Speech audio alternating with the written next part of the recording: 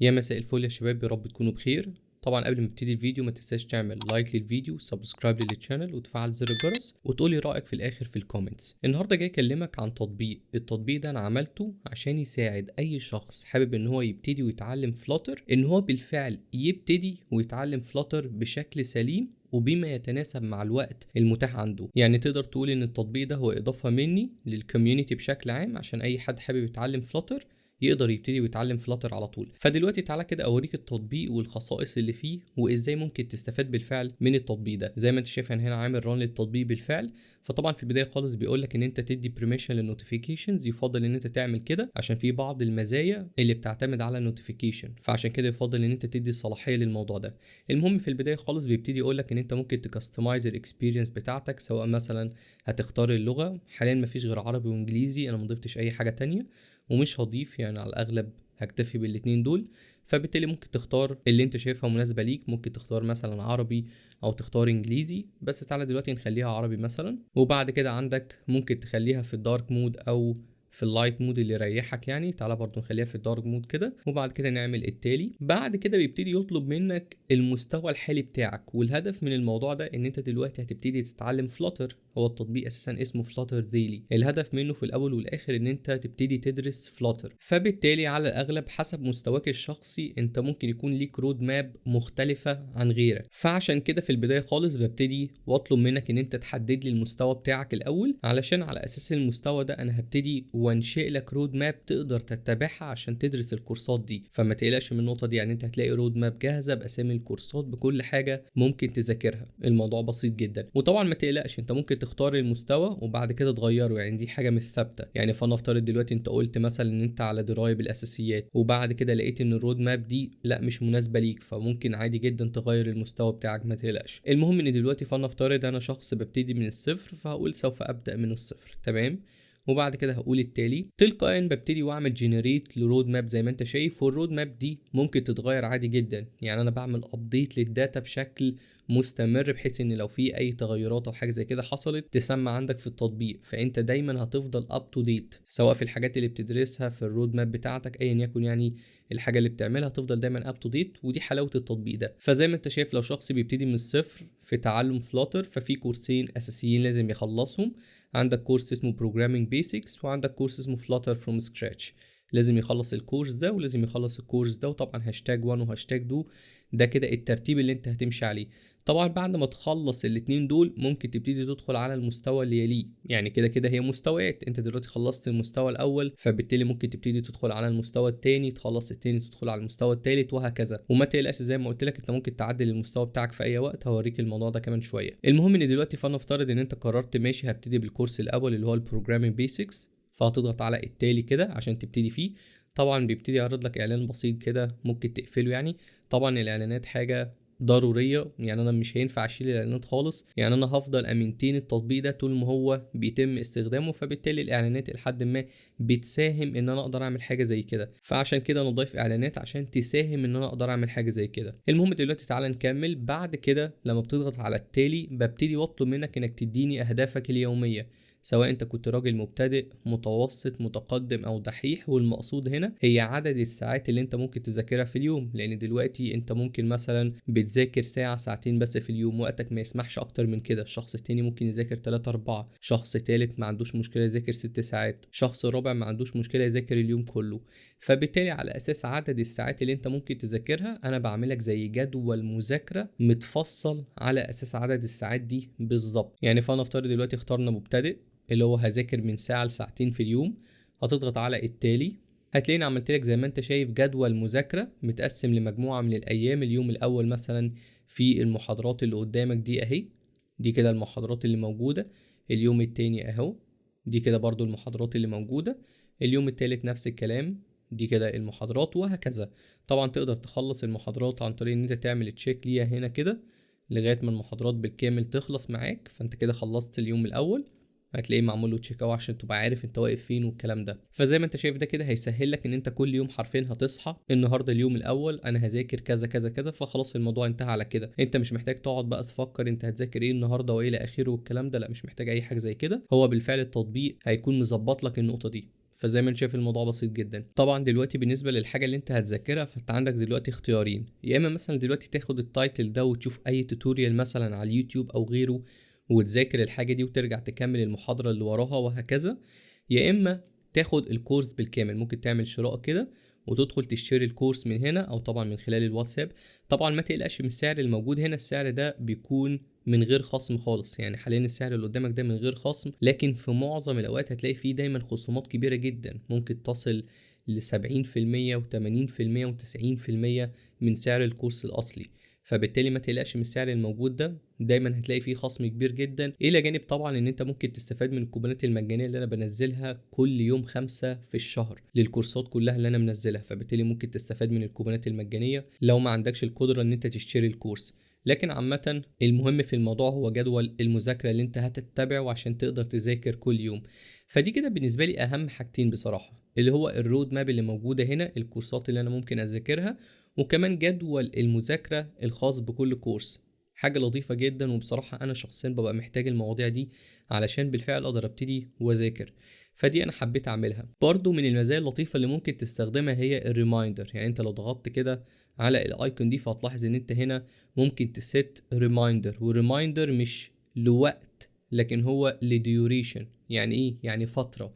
يعني انت مثلا ممكن تظبط الريمايندر يشتغل كل 4 ساعات مثلا، فنفترض يعني تعالى كده نخليها 4 بالظبط اهو. فكده كل 4 ساعات انا هفكرك ان انت عليك مذاكرة محتاج تخلصها. كل 4 ساعات هتلاقيني باعت لك نوتيفيكيشن عشان من وقت للتاني افكرك ان انت وراك مذاكرة. يعني ممكن نشوف الموضوع ده دلوقتي. هو هنا طبعا بيعمل اعلان بسيط كده، ممكن تقفله برضو، وهنا بالفعل بيقولك ان في ريمايندر اتعمل كل 4 ساعات و0 دقيقة. وزي ما انت شايف الصوت ده معناه ان في ريمايندر اتعمل خلاص، يعني في نوتيفيكيشن جت اساسا لكن هي ما ظهرتش لان انت في التطبيق. طبعا النوتيفيكيشن التانية هتيجي كمان 4 ساعات فمش هينفع اوريها لك دلوقتي. لكن عامة زي ما انت شايف الموضوع بسيط يعني في الريمايندر، وتقدر تكنسل الريمايندر في اي وقت. لو ضغطت عليه كده برضه نفس الكلام اعلان وهتلاقيه كنسل على طول، تم الغاء التذكير. فبالفعل كده هو اتكنسل خلاص. ممكن تظبطه تاني في اوقات مختلفة لو انت حابب يعني. فده كده الريمايندر، وحاجة لذيذة بصراحة، يعني حاجة انا شايفها بتفيدني انا شخصيا. برضو من الحاجات التانية اللي ممكن تعملها هي بقى الايديت. انت ممكن هنا تيديت اكتر من حاجة، سواء تغير المستوى الحالي بتاعك مثلا. تعالى كده مثلا نشوف، انا دلوقتي مثلا لدي خبرة كبيرة، هضغط التالي فدلوقتي بقى فيه 3 كورسات. في برضه ممكن تعمل ايه هنا، ممكن تغير اللغة، الوضع الليلي، او لو عندك فيدباك، ودي حاجة مهمة جدا دلوقتي. فلنفترض ان انت عندك اي فيدباك، حاجة مثلا حابب انها تضاف، ممكن هنا مثلا تضغط كده تقول لي مثلا انا في حاجة معينة عايزها تضاف في المكان الفلاني. هو طبعا دلوقتي هي مش شغالة لان احنا في الديفلوبمنت مود، يعني دلوقتي عامل رن على ايميليتر زي ما انت شايف، فهي مش ظاهرة معانا. ثواني كده هخليها تظهر وارجع لك. تمام ماشي، المفروض ان هي دلوقتي هتظهر معانا عادي. لو ضغطنا كده زي ما انت شايف دي كده الفيدباك اللي ممكن تعملها. ممكن في المكان ده تكتب لي الفيدباك بتاعتك، لو حاجه مثلا حابب ان هي تتضاف او في مشكله معينه ممكن برضو تكتبها لي في المكان ده. وطبعا ممكن برضو تحدد لي على السكرين الحاجه اللي عايزه تحصل، لو انت حابب يعني ترسم او تشاور كده انت تقدر هنا مثلا تتحرك في التطبيق بتاعك. يعني ممكن مثلا لو ضغطت هنا كده فانا دلوقتي ممكن اتحرك عادي في التطبيق اهو، وتروح مثلا على المكان اللي انت عايزه. فنفترض في المكان ده، بعد كده مثلا هضغط على كلمة الرسم هنا عشان ابتدي ارسم مثلا. وفلنفترض انت هتقولي مثلا في المنطقة دي انا عايزك تضيف حاجة اهو، وتكتب لي الكومنت بتاعك هنا. فحاجة لطيفة جدا لو انت يعني حابب تتواصل معايا وتقول لي في مشكلة معينة، في حاجة انا عايزك تضيفها. وما تقلقش الكلام ده انا باخده وبنفذه فعلا، يعني انا مش بطنش الحاجات دي خالص، لان في الاول والاخر انا حابب ان انت تستفاد من التطبيق. فبالتالي انا بشجع ان انت تعمل حاجة زي كده. المهم دلوقتي ده بالنسبة للفيدباك. في هنا حاجات تانية؟ لا هنا مفيش اي حاجة تانية كده خلاص. تعال بقى ندخل على المزايا التانية برضو الموجودة عندك هنا في اللاكي درو. اللاكي درو دي انت ممكن تستخدمها علشان تكسب كورسات بالمجان، يعني جوائز مجانيه، بحيث ان انت لو ما لحقتش الكوبونات المجانيه فانت ممكن تجرب حظك هنا. الموضوع مش صعب على فكره، يعني على الاغلب في خلال الشهر اعتقد بنسبه كبيره ممكن تكسب فعلا كورس او اكتر كمان. عشان كده انا اصلا عامل ليميت على عدد الشباب اللي ممكن تكسب، اساسا حوالي تقريبا 80 شخص بس ممكن يكسب من اللاكي درو كل شهر، يعني كل شهر فيه 80 شخص بس ممكن يكسبوا. ما ينفعش اكتر من كده، لان طبعا يعني الحاجات دي بتبقى محدودة اساسا. المهم الطريقة اللي بتكسب بيها ان انت بتعمل كده مثلا وبيبتدي يغير في الارقام زي ما انت شايف. المطلوب منك ان انت توقفهم لما تيجي 6 و6. لو لاحظت 6 و6 جت اكتر من مرة، يعني انت لو بطأت الفيديو دلوقتي هتلاقي 6 و6 جت اكتر من مرة اساسا. فالموضوع مش صعب، هو انت ليك كده كده مرتين في اليوم بس مش اكتر على فكرة. ممكن كل يوم تجرب المرتين دول. يعني تعالى كده نوقفها دلوقتي مثلا واحنا حافظينها. للاسف ما فوزناش كده. عامه بتجرب مره تانية، بس المره التانية بتتفرج على اعلان، ويفضل ان انت تتفرج عليه فعلا، لان زي قلت لك الاعلانات هي طريقه الدعم الوحيده للتطبيق ده لانه مجاني بالكامل. فبالتالي ممكن هنا تتفرج على اعلان كده، وبعد ما تتفرج على الاعلان بتاخد الجايزه بتاعتك، الا وهي محاوله تانية. لازم طبعا الاعلان يخلص ويقول لك ان انت خدت الجايزه او هنا، فبالتالي تقفل كده. ودلوقتي بقى ممكن تجرب مره تانية مثلا. تعالى مثلا نوقف دلوقتي. ماشي برضو ما كسبناش، مش مشكلة، انت كده جربت المرتين بتوعك، فممكن بكرة بقى تجرب مرتين تانيين.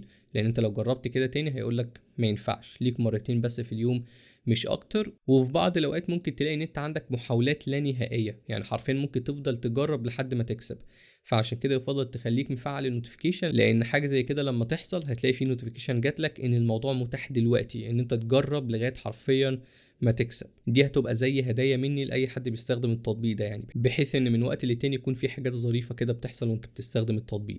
فده كده بالنسبه لللاكي درو. بعد كده عندك هنا الاسئله بتاعت الانترفيو. دي اسئله الانترفيوهات، طبعا هتلاقيها بالانجليزي مش بالعربي، لان اسئله الانترفيوهات بتكون بالانجلش، يعني مش هينفع اكتبها لك بالعربي والاجابه تكون بالعربي. لكن انا ممكن اكون شارح السؤال ده، يعني فلنفترض السؤال الاول مثلا كده انت قريت الاجابه بتاعته ولحد ما مش فاهمها قوي، فعلى الاغلب هتلاقي هنا في زي واتش فيديو بوتن كده، يعني زرار كده بيقول لك شاهد الفيديو. هتلاقي ان انا شارح لك بقى السؤال ده. طبعا لو انا بالفعل ضايف الفيديو هتلاقي البوتن ظاهر هنا على طول.